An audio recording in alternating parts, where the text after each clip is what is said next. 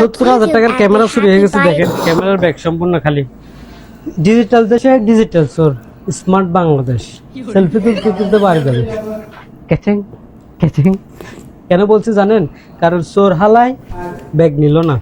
আমি গেছিলাম শুটিংয়ে হাতিরঝিলে, এই শুটিং টুটিং সব শেষ। এখন আমি গেছিলাম পাশে একটু করতে, বুঝছেন? ক্যামেরা নিছে কিন্তু ব্যাগ নিয়ে নেই। কেন? চোরের কি টাকা বেশি হয়ে গেছে যে ব্যাগ আরেকটা কিনবে? বাবা এত টাকা চোরের, তাহলে ক্যামেরা কেন নিল? সে একটা ক্যামেরা কিনতে পারতো না? বুঝলাম না গাইস। আজকে গেছিলাম হাতিরঝিলে শুটিং করতে, এই তো পুরা কপাল।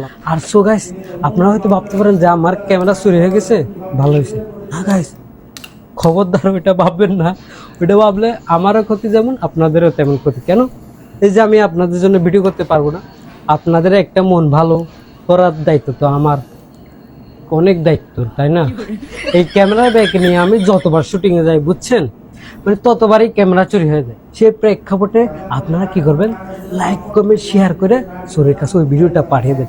স্মার্ট যেহেতু চোর বুঝতে পারবে যে আমার ক্যামেরাটা প্রয়োজন আপনাদের ভালোবাসার জন্য, আপনাদের জন্য ভিডিও তৈরি করার জন্য, ঠিক না? লাইক কমেন্ট শেয়ার উড়াধুরা করেন, চোরের কাছে পাঠিয়ে দেন। একটু তো পাশে থাকেন না, এত কষ্ট করে ভিডিও বানাই। সো গাইস, 1-2 হাজার টাকা না, 20,000 টাকারও না, 70,000 টাকার ক্যামেরা। তো গাইস, গুড লাক, ভালো থাকবেন, বেস্ট অফ লাক। ভুলে যায় না ভিডিওটা লাইক কমেন্ট শেয়ার করে তোর কাছে পাঠিয়ে দেন। আমরাই তো। তো গাইস, ভালো থাকেন, বেস্ট অফ লাক।